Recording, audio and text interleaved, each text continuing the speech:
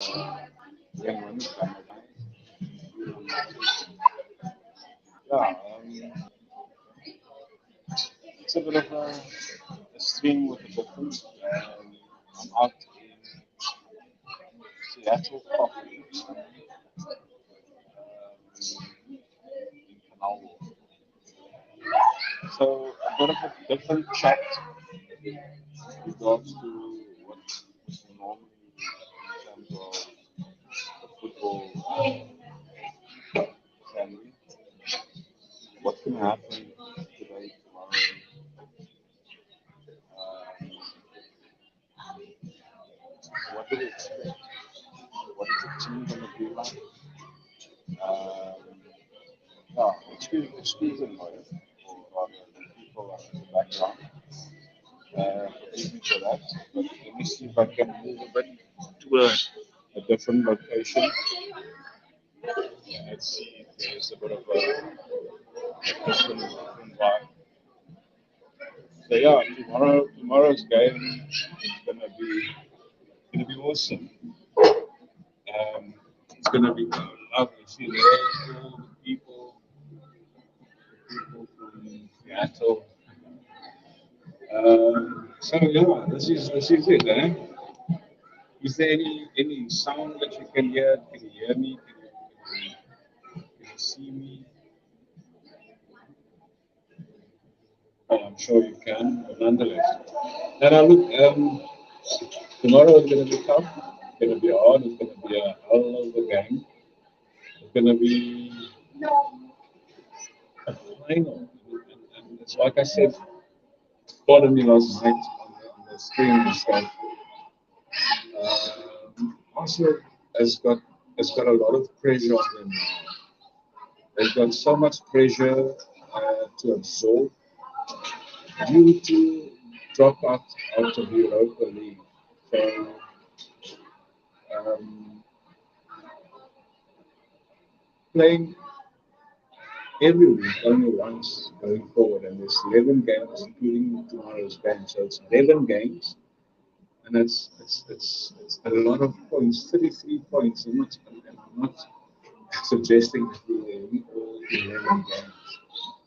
What I am saying is there's going to be a lot of pressure. So the pressure is going to be subjected to the mentality of the people, the players, the mentality of, or rather the attitude towards the game. Every game is going to be a final game. It's going to just be awesome to watch and to see that these guys have the strength mentally to cope with all the pressure because guess what?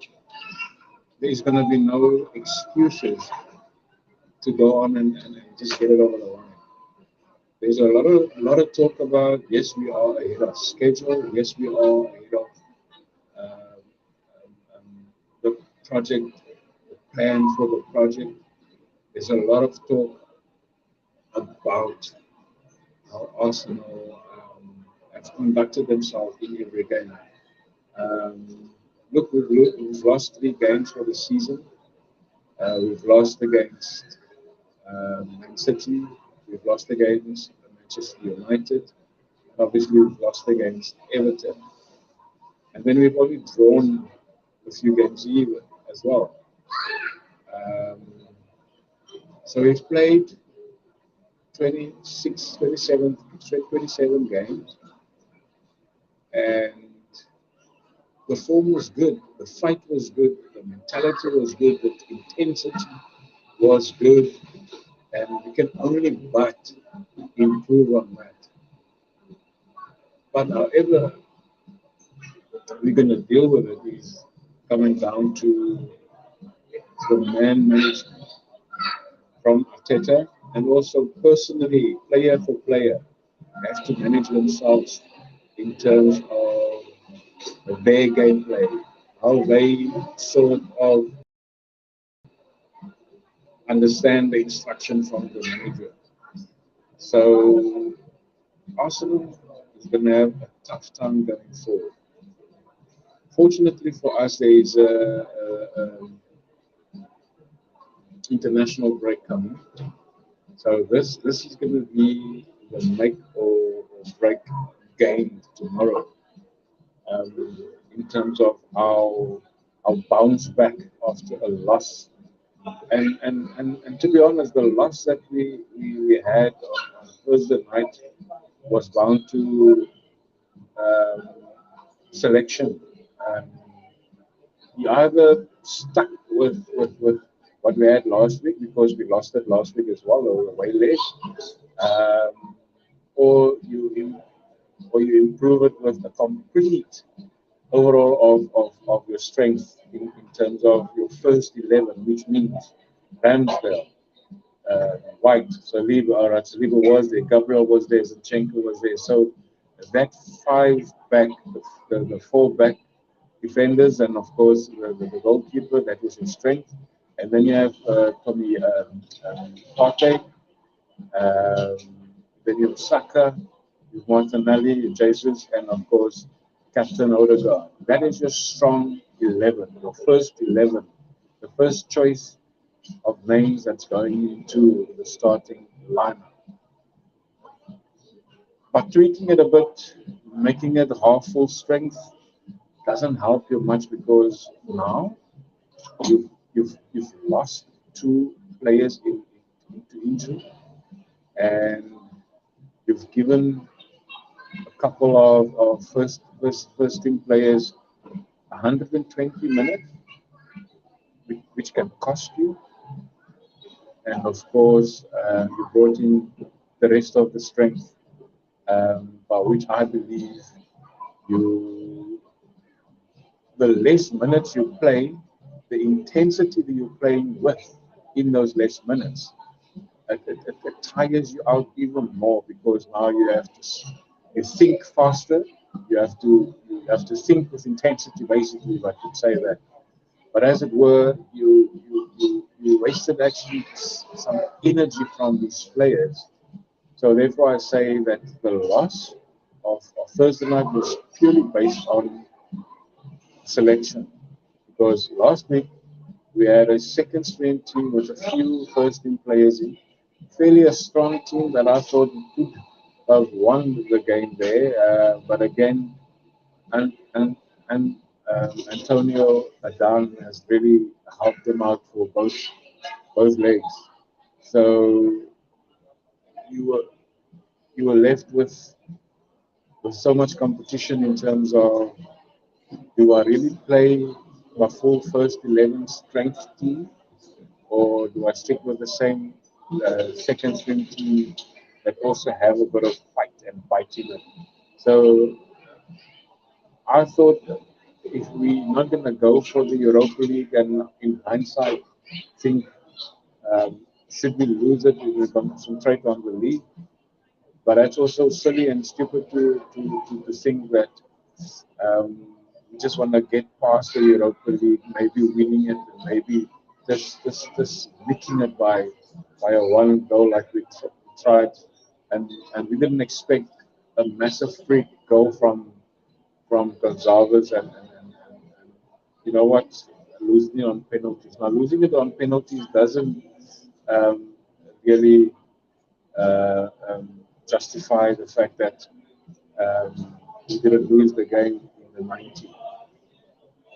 It tells you that we had a fight, but it also tells you that you've wasted energy.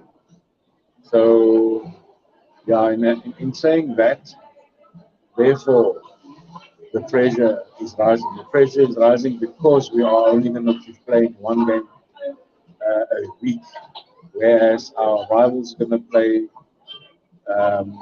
so every third, fourth day they're going to play. If they go as far as quarterfinals, quarterfinals is there, going as far as semi-finals in both FA Cup and in, obviously they are already in the UEFA Champions League quarterfinals. So depending how far they're going there, that's going to determine how many games they're going to play. So every 3-4 days, 3.5 to 4 days, which means that Arsenal have more pressure in winning the league because they're only playing one game at a time. So yeah, that to me is much dangerous and scary as opposed to having played in 2 or 3 more cups. So we out of all the cups, only the Premier League that we concentrate on. So people say it's a blessing in disguise that we can continue to focus on that, but I'm saying it's scary. I'm saying it's pressure. It's unnecessary a pressure that we have to absorb. So yeah, I fear a lot of tomorrow with Crystal Palace, and then firing. And the two of them are going to take the reins until they have decided in the international break that what they and who they're going to get and acquire for a new position as their head coach. So Arsenal's got a tough task ahead. Arsenal's got a hell of a thing to look at. And again, man management is going to come through the fold here. Personal management from each player is going to come through the fold here. Also, the seniors is obviously going to be called upon in terms of managing the game, in terms of just getting a game, even if it's an ugly win, like a 1-0 win or 2-1, very small margin type of win. We have to manage it and we have to get it over the line. Each game, taking it step by step, play with intensity, because now you can't have any excuses of not having that intensity because you're only playing one game at a time. So you're gonna have to show that intensity that you've been showing in the league, the beginning of the league, and you've got to show a hell of a lot of intensity because yeah. So you gotta start and push from the front. Like when Odegaard came on Thursday night, I mean, I said it in our WhatsApp group that there was no intensity, no pressing from the front because everybody was looking as they were tired. And I mean, we haven't been playing that much games, only every third, fourth day that we play. So you can't say it's up to fatigue. You can't say it's up to being tired. Yes, we are hit by a couple of injuries, but that's not also the excuse, or we can't justify it like that. So therefore, I'm calling this as a freak pressurized um, time for Arsenal, because our youngsters, do we have the mentality to keep the intensity game by game? And obviously, the international break is going to obviously help us a lot to plan well. Hopefully, that the guys that's going on international break is not coming back injured. So that's gonna help us a hell of a lot to stay fit in this break, to stay focused and keep our momentum coming back from the international break. So yeah, please, if you do watch this now, if you watch it later, touch the like, share the video, stream. Um, it's only gonna benefit us to obviously shoot your shot, um, because it's all about how we're gonna cope with the pressure that we obviously now are only one um, issue, which is the Premier League. So yeah, like I said, I'm out here in Seattle, Seattle Coffee in Kanawa, and I'm having a me time while I'm waiting for my families to obviously do whatever and get done what they want to do. And also it's to reflect on what's happening. So this is the thing. If Arsenal if Arsenal win tomorrow, even by just the one odd goal, City is not playing Premier League this weekend. City is playing FA Cup. Manchester United is playing FA Cup. Accordingly, um, so Arsenal win. This is the scenario I want to just point at you. So Arsenal win tomorrow, even by the odd goal. And City ain't playing, so we go eight points clear for the international break. That means that when we come back from international, City has to win 3 games, collecting 9 points consecutively in order to put pressure on Arsenal. But also on the flip side means that Arsenal have to lose 3 games in order to lose that 9 points for City, obviously to go above it. And that's unlikely to happen, barring the fact that our players come back fit from international break. Also, barring the fact that we keep the momentum, we fight not for ourselves, we fight for the badge and keep the pressure on City because United ain't making it back, even having played one game less than both Arsenal and City. They ain't fighting it unless we bottle it completely. So, yeah, touch the like, share the stream, have your say, shoot your shot in terms of what Arsenal is like. And just to go back to the pressure that we are going to face only by playing one game um, a week is going to amount to a lot of pressure. And also, in the flip side, on the negative part is it can create some lethargicness in terms of mentally, if I may. You become complacent. You think that you are 8 points clear. You can do whatever you want to. Those are the things that make you asleep because now, depending on what City and Liverpool games is going to be about, because that's going to be a tough one on them. So yeah, I would not, as an Arsenal fan, get ahead of myself or get carried away saying that if we win tomorrow, we're 8 points clear and that is the league in the bag. No, we got to ever take it to the next step. The next game is, I think, Leeds. That's going to be a tough game. Leeds is going to they're going to kill us. They're going to run at us. So they're going to pressure us and they're going to press and we're going to have to say or show the same intensity that has been shown.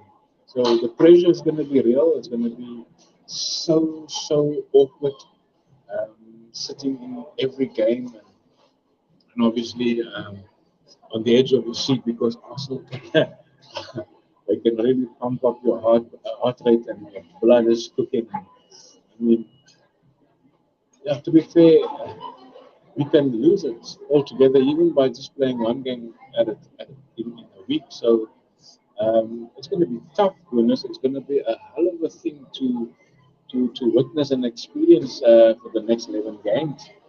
Um, Crystal Palace starting tomorrow with intensity. We're going to have to win it in the middle. Obviously, Lakonga won't be able to play. And I thought that he's done well under Patrick Vieira in that center. He's been comfortable. And I've said it before when he went to Palace, I said it before because he has the ability to become a strong player who better than Patrick Vieira to take him to that level. Now Patrick Vieira is no longer there. So are we going to see the mentality of him? But obviously he can't play against us because we are his mother club. So in the midfield, they are obviously going to play the Corre. The Corre is a threat, but also he's got a foul, he's got a yellow card, he's possibly got a red card in him. Their club captain, Malio Jovic, I don't know how to pronounce his name. He's got no pace against Partey, also against Odegaard. So we could win it in the middle, but again, they're going to come at us. We can't allow um, um, Michael Olise to run at Zinchenko because Zinchenko has too much time on the ball and he's got too complacent mentality when he's on the ball. Then he turns around, turn that way, and then loses the ball that way and can't pace or can't challenge for pace because he doesn't have that much of pace. So if we say get behind him, that can cause problems because Gabriel is then making this have to make a decision to stop him either to create a foul or give a penalty away. So therefore, I say we're going to have to really be focused on our own play, on the strength that we have going forward, but also of late we've been leaking unnecessary goals. So we can't concede tomorrow. Even if we don't concede in most of the game, we should not concede at all. So yes, it's going to be as similar as a new manager's bounce sort of thing, because Patrick is not there.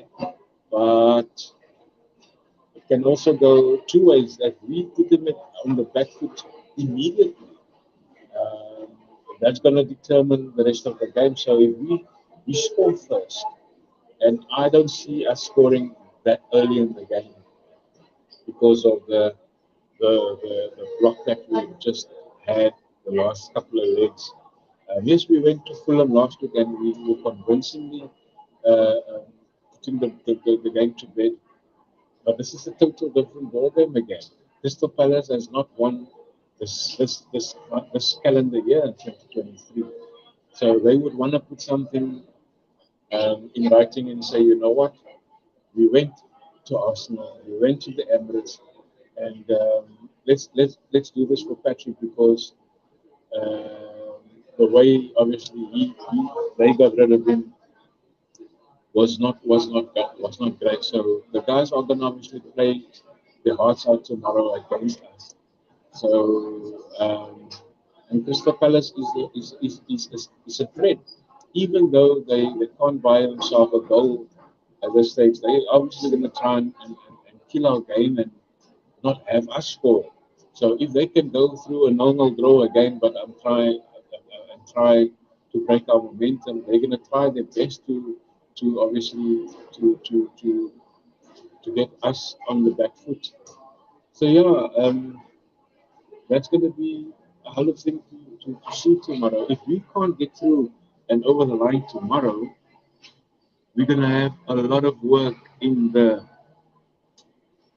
coming days after the international break because we're going to not be able to work on our game because of our players not being around. They're going to be on international duty. So I think Arsenal really have to battle it out in their own mind first. They gotta have to come and forget about what happened on Thursday night. They're gonna have to forget about that free kick goal. They're gonna have to forget about all the moments in that game because um, I feel that Sporting was the better team in both legs. And if we are still um, in the hangover of what happened on Thursday, we're gonna lose the plot with Crystal Palace because we can't still be hungover on Sporting because they played brilliantly. They were better on the ball. They were better in the pockets. They were better in most moments of the game. And I felt that Antonio Adan was just brilliant. I mean, and even Gonzalez had scored that beautiful goal, and I think he also got the red card. Even with that red card, he was still my man of the match because he was a gangster on the field. He was gangster. He was just robust. He was just phenomenal to see how he breaks down Jorginho, how he breaks down. Even when Party came out, he did a couple of things there, and just that awkward foul against Saka that gave him the red card was just an act of tiredness, an act of a mental tired the mental tired position where he was in to foul Saka like that and obviously got a red card. So yeah, and we have to, I can't stress it, we have to stay focused on this game. So have your say, leave your thoughts, your comments in the chat, and of course, let's hope that Arsenal can break it up tomorrow. So my prediction I've given last night on the stream was 1-0, and I'm going to stick to a 1-0. The odd goal is not going to be by far big margins because Palace is obviously going to prepare well. They're going to prepare very well. So yeah, this was Gunnar Matches. Gunnar Guy, this is my TikTok handle, Gunnar Guy. Gunnar Matters on YouTube, Gunnar Matters on Facebook, and Gunnar Matters on Twitter as well. So give us a follow, give us a subscribe, and of course like and share, and also click the notification bell, that you can get all the notifications when we're going to go on live and whatever news there is.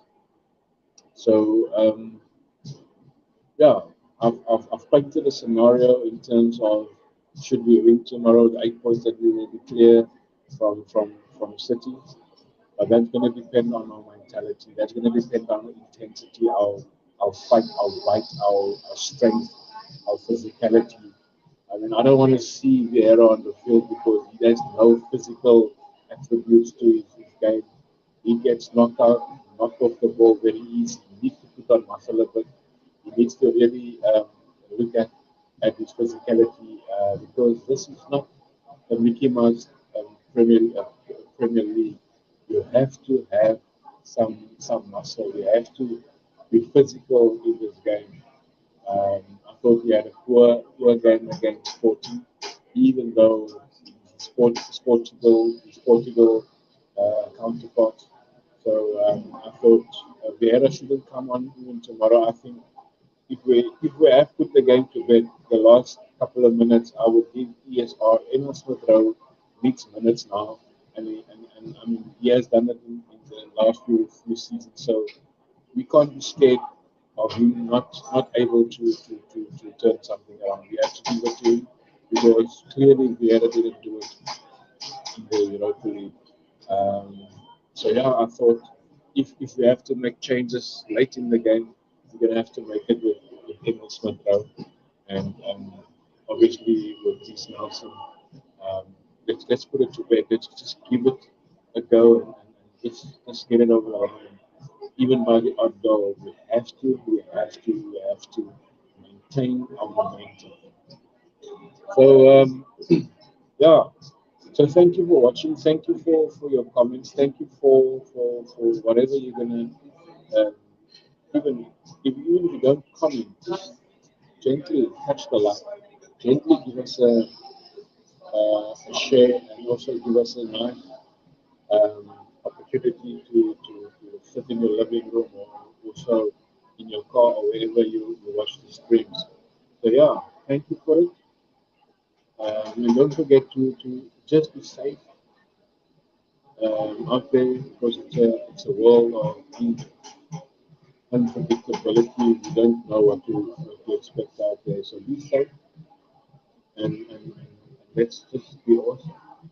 Thanks for watching, and let's just give us a positive vibe out there. Let's go for it.